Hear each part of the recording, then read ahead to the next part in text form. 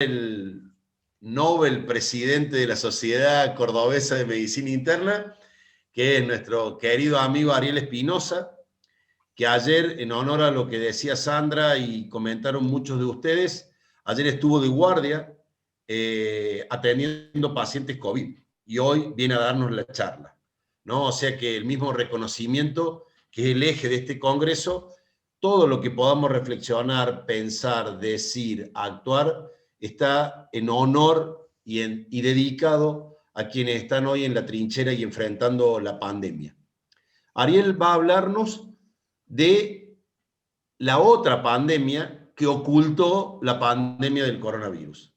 La pandemia de las enfermedades crónicas no transmisibles, hipertensión, diabetes, obesidad, depresión, suicidio, y que la mirada virocéntrica nos ha corrido esa perspectiva y sobre todo va a hacer hincapié en este tiempo de solamente enfocarnos y atender COVID. ¿Qué pasó con toda esa otra patología que nos implica como clínicos en estos tiempos? Así que bueno, Ariel, muchas gracias y te escuchamos con la deferencia que te mereces. Bueno, antes que nada, si cualquier cosa se llega a cortar un poco el audio o algo por el estilo, me avisan por el teléfono y cambio la conexión de internet, ¿sí? Por las dudas, aviso. Bueno, primero y principal, antes que no quiero desviarme demasiado del tema y quiero continuarlo para que sepamos de que, o interpretar, de que somos una gran masa verde, que nos movemos todos juntos con la naturaleza, que formamos parte del todo y que tenemos que dejar de vernos como individuos y empezar a pensar como una sociedad, no como sociedad, como seres humanos solamente, sino empezar a vernos integrados en la naturaleza. Por ahí una vez me contaron, mientras menos impacto causemos en la naturaleza, y me gustó bastante esa frase.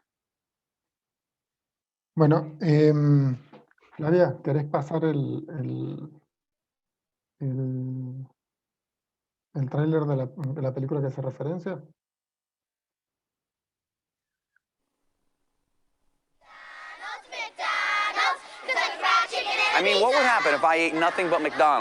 ¿Qué pasaría si comiera solo McDonald's durante 30 días seguidos? ¿Sería muy peligroso? Vamos a comprobarlo. Estoy preparado. Super Size Me. Y si después todavía quieres comer algo, será señal de que tenías mucha hambre. Hay reglas. Solo pediré el menú Super Size si me lo ofrecen. Debo comer todo lo que me pongan en el plato. Y he de hacer 3 comidas al día. Desayuno, almuerzo y cena. Una hamburguesa con doble de queso. ¿Grande o super size? Creo que debo tomar Super Size.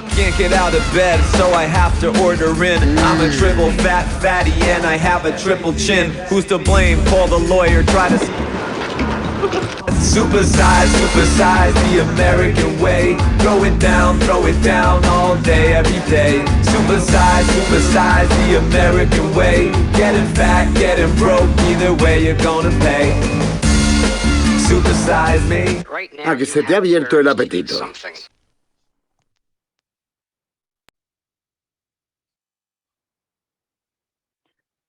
Bueno, yo voy a comenzar a compartir pantalla, ¿sí?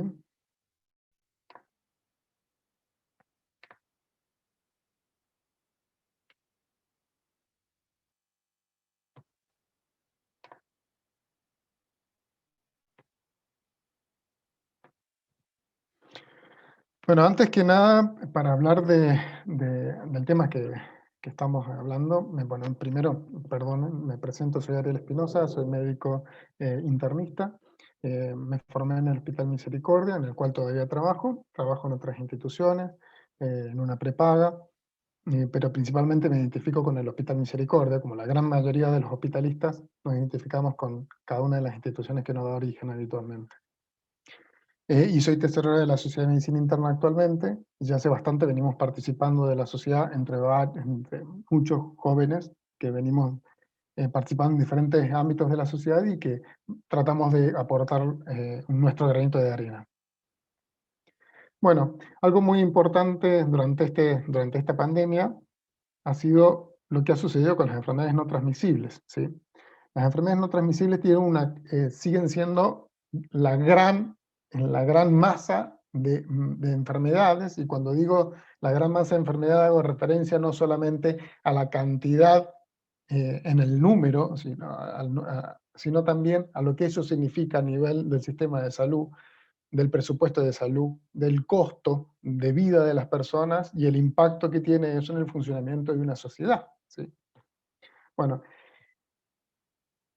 para redondear con respecto al tráiler de la película que vimos recién, Super Size Me, lo que nos queda claro es que muchas de las enfermedades no se transmiten a través de virus, muchas están en relación a lo que comemos. Muchísimas están en relación a lo que comemos. El protagonista de la película, que también fue el director, Spurlock, engordó 11 kilos, como dice acá en este fragmento de una revista, engordó 11 kilos, cambió su estado de ánimo, hizo hígado graso, ¿sí? Tuvo riesgo de infarto y demás. De hecho, en otras oportunidades también refiere el síndrome de abstinencia que hizo luego de tratar de apartarse de toda la dieta que sostuvo durante 3 meses, comiendo solamente productos de McDonald's, ¿sí? Provocó un daño muy importante. Y acá no estamos hablando de un virus, en ningún momento. Estamos hablando de cosas que nosotros podemos decidir y hacer, y que tienen una gran consecuencia sobre la salud en general. Y forman parte de las enfermedades prevalentes, independientemente que estemos inmersos en una pandemia en la actualidad. Cuando tomamos la decisión entre todos en la sociedad de que presentaba este tema, es decir, qué pasa con las enfermedades no transmisibles durante la pandemia, bueno, fue bastante difícil encontrar datos. Obviamente, hay una cuestión que cae de Maduro, que esto está transcurriendo aún, no hay datos todavía muy específicos. Por otro lado, la denuncia de los datos está alterada también porque se están poniendo muchos esfuerzos en lo que es la pandemia, entonces se desvía mucho del personal que se dedicaba a estas cosas, a la denuncia de la enfermedad no transmisible, se desvía hacia la pandemia de COVID. Entonces costó mucho encontrar datos. No hay datos actualizados. El Ministerio de Salud de la Nación tiene datos finalizados, pero hasta el año 2019. Se entiende que mientras transcurramos la pandemia es poco probable que tengamos datos en vivo, digamos. Entonces me puse a buscar y a hurgar, y hubo 2 documentos que me interesaron bastante para poder apuntar a lo que, a tratar de dilucidar qué pasó con las enfermedades crónicas durante este periodo. Y uno fue el propuesto por la Organización Panamericana de la Salud, empujado por la Organización Mundial de la Salud, que fue un informe de evaluación rápida de las prestaciones de servicios para enfermedades no transmisibles durante la pandemia. Este documento, lo mismo, ya tiene su tiempo, tiene más de 6 meses, pero fue emitido aproximadamente a mitad del año pasado. ¿Qué tuvo en cuenta este documento? Quería determinar cuál es el impacto que tiene el COVID-19, no solamente en las personas y en el sistema de salud, sino en la economía y en el sistema de gestión en general a lo largo de toda América. Siempre nosotros tuvimos la idea de que durante la pandemia iba a ser importante prevenir la infección o disminuir la mortalidad por COVID-19. Sin embargo, las enfermedades no transmisibles, como dije antes, siguen representando la gran masa de enfermedades, la prevalencia de enfermedades dentro de cualquier nación. Siguen representando la mayor cantidad de patologías crónicas de los pacientes y que se exacerban y comprometen también el sistema de salud. Es decir, la cantidad de casos de COVID-19 no tiene comparación con la cantidad de casos de enfermedades no transmisibles en todas sus categorías, sobre todo las cardiovasculares y las metabólicas. Quienes tienen alguna enfermedad no transmisible son las personas que también tienen el riesgo de padecer COVID-19. Es decir, que este grupo de pacientes que tienen enfermedades no transmisibles, también por esta falta de control o esta posibilidad de la falta de control, puede comprometerse dentro de la pandemia. La puede llegar a pasar peor durante la pandemia. Es decir, son un grupo mucho más vulnerable, ¿sí?, que las personas que no tienen enfermedades no transmisibles. Obviamente, estas en relación con la edad.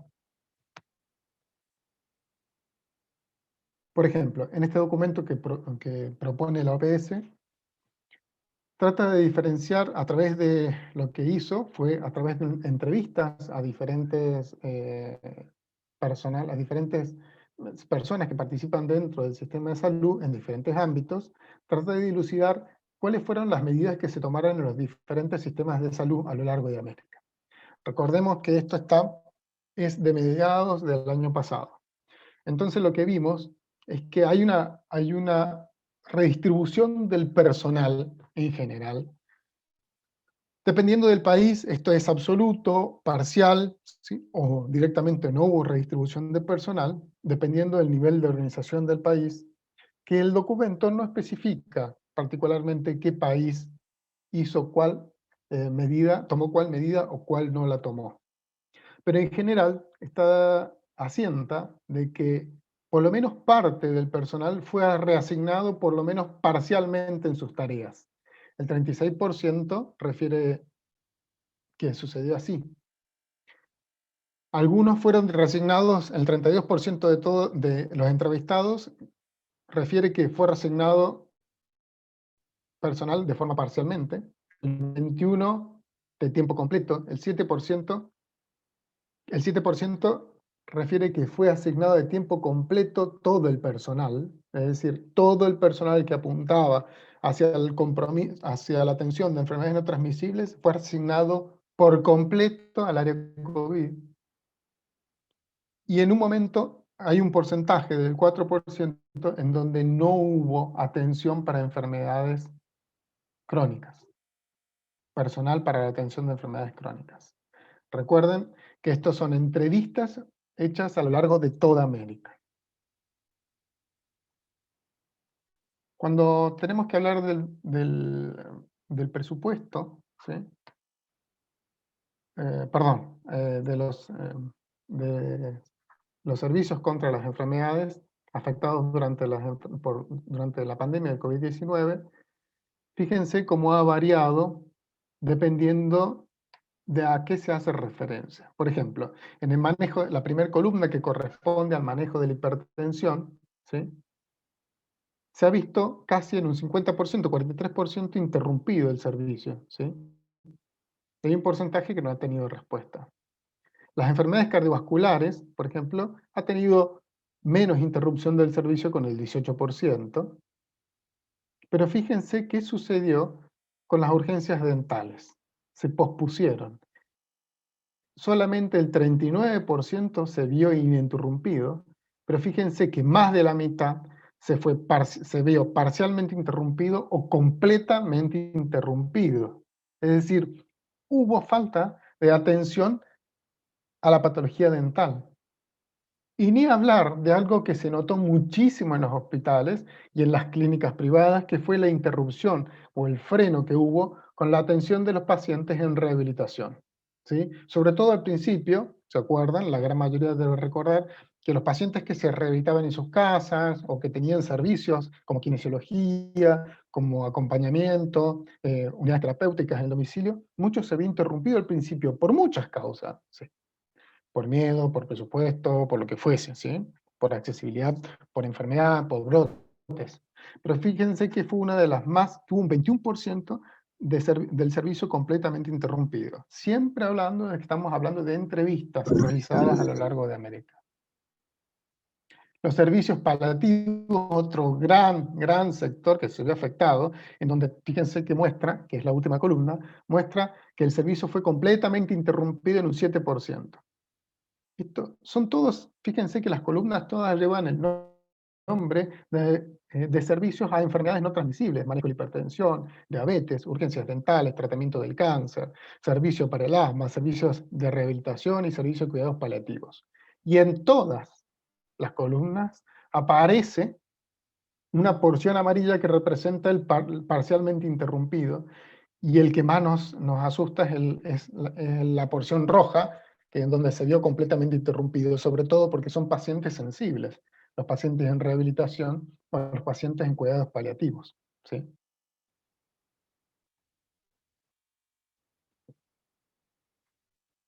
Hubo muchas estrategias para tratar de coordinar estos servicios de pacientes con enfermedades no transmisibles y poder optimizarlos con a veces esa redistribución del paciente, y se tomaron muchas estrategias que muchas las hemos visto y las hemos conocido durante el periodo de pandemia. El triage de pacientes fue una de las más importantes. La telemedicina cobró una importante número de las consultas pasó a telemedicina de pacientes que tienen enfermedades crónicas, que lo hablábamos hace rato y que Argentina hizo mucho hincapié, no van a reemplazar la consulta con el examen físico tradicional. Es casi imposible. La derivación de pacientes a sitios alternativos y los cambios de las tareas, bueno, y otras modalidades, pero principalmente el triage y la telemedicina fueron los sistemas que se abrieron durante la pandemia, o las acciones que se tomaron para tratar de coordinar la atención de estos enfermos con enfermedades no transmisibles.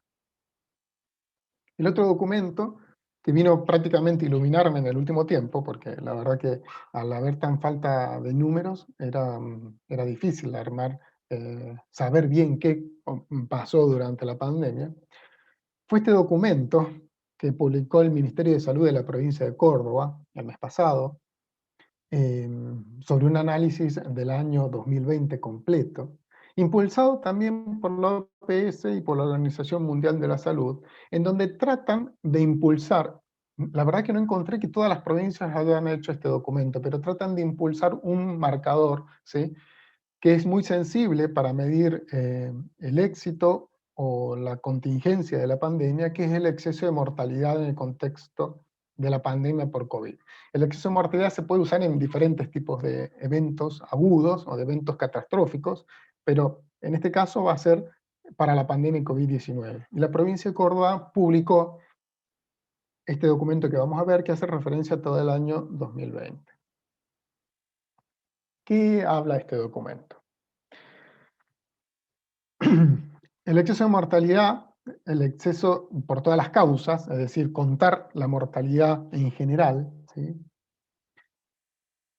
puede aplicar un dato más, ¿sí?, para tratar de definir las conductas. Por eso es que se toma la iniciativa de medir el exceso de mortalidad, para tratar de saber qué vamos a hacer, no solamente con el COVID-19, sino también con el enfoque de la salud, ¿sí?, de las enfermedades también no transmisibles, ¿sí? Es decir, es muy importante que no se tome en cuenta un solo factor, como a veces vemos noticiero, mortalidad, tasa de aplicación de vacuna y demás, y esto en realidad es mucho más amplio para definir conductas. La cobertura de la vigilancia de la mortalidad específica COVID-19 puede mejorarse aplicando el exceso de mortalidad, porque podemos vigilar mejor el sistema, ya que podemos cuantificar las otras causas.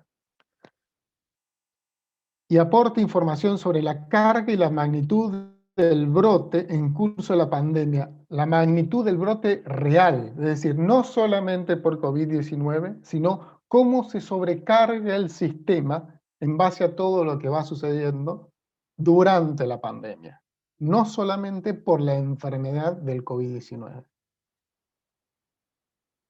Es decir, que el exceso de mortalidad me permite ver el impacto general, el verdadero impacto de la pandemia.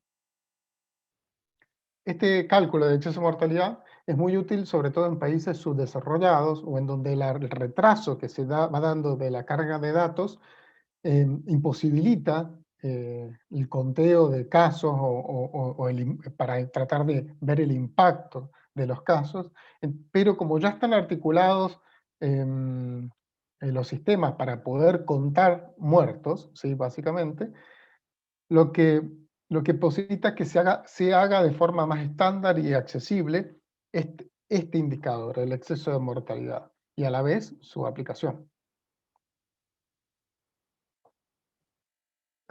El exceso de mortalidad, como lo dice la palabra, proporciona una estimación del número adicional de fallecimientos, en este caso en la pandemia, comparadas con el número esperado para un periodo. En este caso nosotros vamos a hacer el análisis del año 2020, ¿sí? Mide la capacidad de respuesta del sistema de salud. Mide la capacidad de respuesta del sistema de salud porque cuando vemos que el exceso de mortalidad se dispara, ¿sí? Por todas las causas, independientemente que acompañe el aumento del COVID-19, quiere decir que el sistema de salud no está pudiendo contener muchos pacientes que tienen patología no transmisible, ¿sí?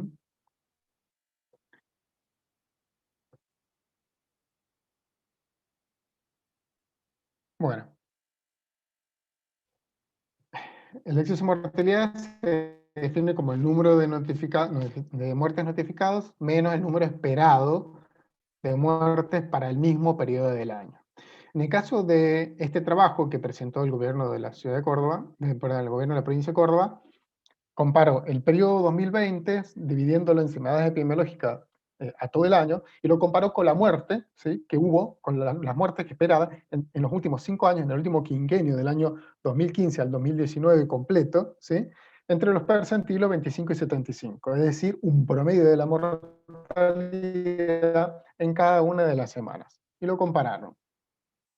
Para esto definieron 3 periodos, básicamente, en el análisis. El completo, es decir, el año completo, de principio a fin, de la semana 1 a la 53, si la que tenemos que definir epidemiológicamente, ¿sí? Del 29 de diciembre del 2019 al 2 de enero del 2021, porque las toma como semanas completas. Por eso abarca parte del 2019 y parte del 2021.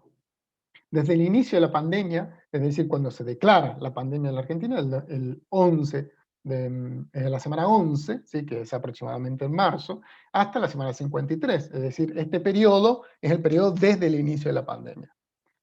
Y el periodo en Córdoba, el periodo de mayor impacto, que es desde la semana epidemiológica 38 a la 48, que va desde el 13 de septiembre al 28 de noviembre. ¿Sí? Este periodo que tiene mayor impacto en el sistema de salud es un periodo más corto, del septiembre al 28 de noviembre, pero que tiene muchas consecuencias sobre la salud en general. Bueno, fíjense, por ejemplo, vamos a comparar el año completo, es decir, de la semana 1 a la semana 53, comparando el último quinquenio con el año 2020, es decir, del 2015 al 2019 con el año 2020. En el año 2020 hubo 32.720 muertes en Córdoba, versus 30.114 que hubo en el último quinquenio, digamos, en los 5 años que estamos usando de referencia. Cuando también sabemos que la mortalidad por COVID fue de 2.630 en todo el año. Hasta acá no parece tener mucha repercusión en el exceso de muerte, es decir, se murieron, el exceso de muerte, fíjense que es 2.660, parece ser casi el mismo número que el número de funciones por COVID, ¿sí? Es decir, parece ser que murieron de más solamente las personas que murieron por COVID, ¿sí? Ahora, debemos recordar algo. En esta circunstancia, a lo largo del año, la cuarentena llevó a una menor circulación, no hubo clases, no se produjo el pico habitualmente invernal de enfermedades de transmisión de otra índole, ¿sí? Que sobre todo se da en la comunidad por el estar encerrado y el haber falta de movimientos, ¿sí? Y así todo se mantuvo la mortalidad y le agregamos solamente el exceso que hubo por las muertes de COVID. Pero no nos dejemos persuadir por este dato, porque fíjense lo que sucede después. De la semana 11, que es cuando comienza la pandemia, a la semana 53, que es diciembre del 2020, el exceso de defunciones total fue de 3.112, lo que equivale a un exceso, ¿sí?, del 12.4% con respecto al periodo del 2015 al 2019. superó en 3.112 defunciones con respecto al año al periodo que estamos comparando. Es decir, ya es mayor el exceso de mortalidad acá que en todo el año que se comparó. Pero fíjense este dato. De la semana 38 a la semana 48, que es el pico en Córdoba, el exceso de defunciones es de 3.524, es mayor que en los otros dos periodos tomados a lo largo del año. Fíjense el número absoluto. El exceso de muertos, la mortalidad, perdón, de la semana 38 a la 48 en el año 2020 es de 9.511 casos, perdón, defunciones, versus 5.987 que hubo en los 5 años de comparativos. Eso quiere decir que murió 58% más de gente. Sin embargo, las muertes por COVID en este periodo fueron solamente 2.035, que representan el 77% del total de muertes. Es decir, que el exceso de muerte, el exceso, es de 3.524, pero a eso todavía tengo que restar un poco la mortalidad por COVID. Sigue habiendo mucho más muertes, el 58% más de muertes, que con respecto al periodo anterior.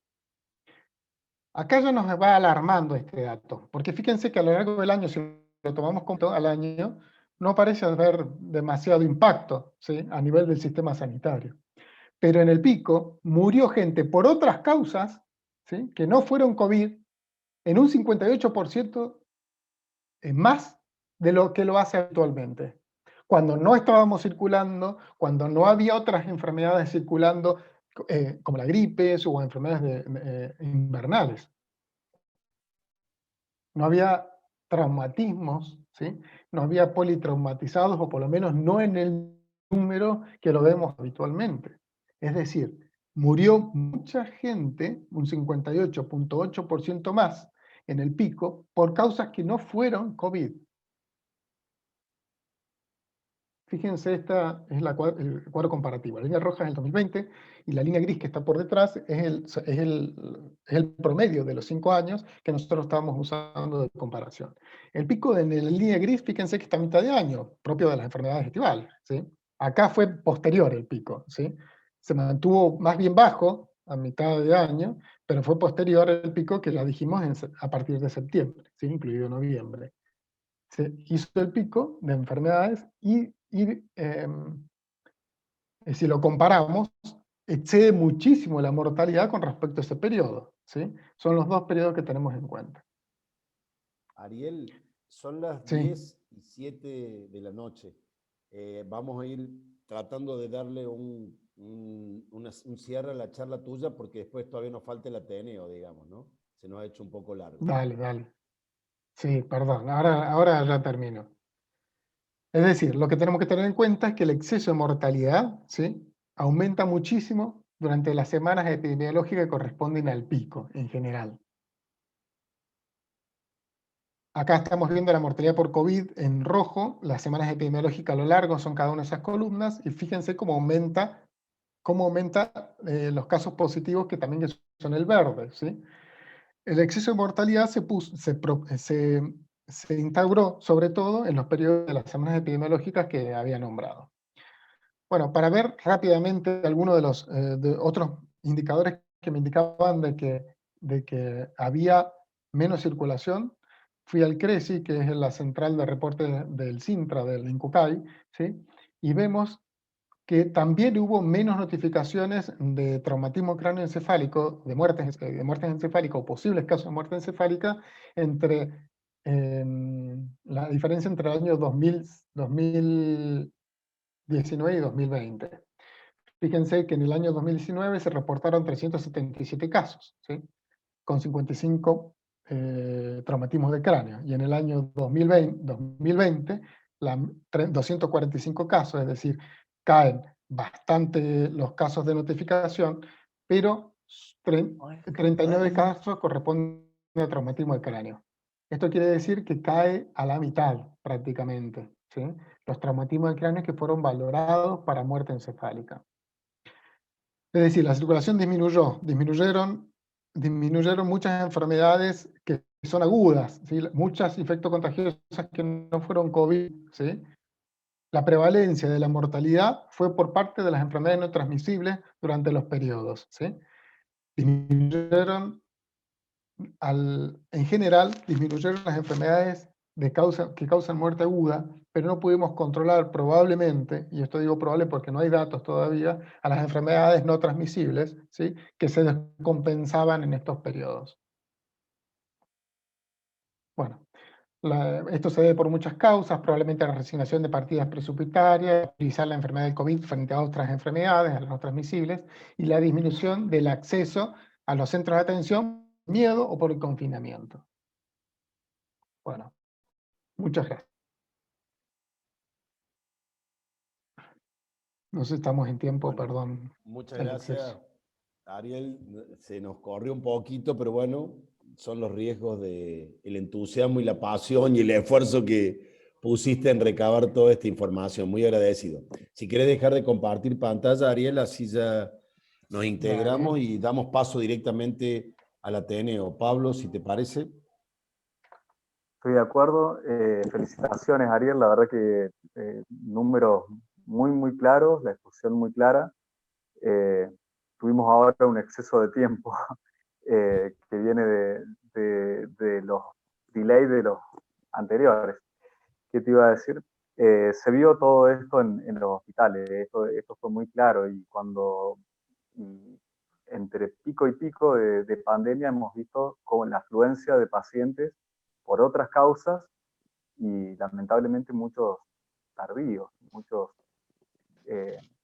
con ya cuadros o irreversibles o muy complicados.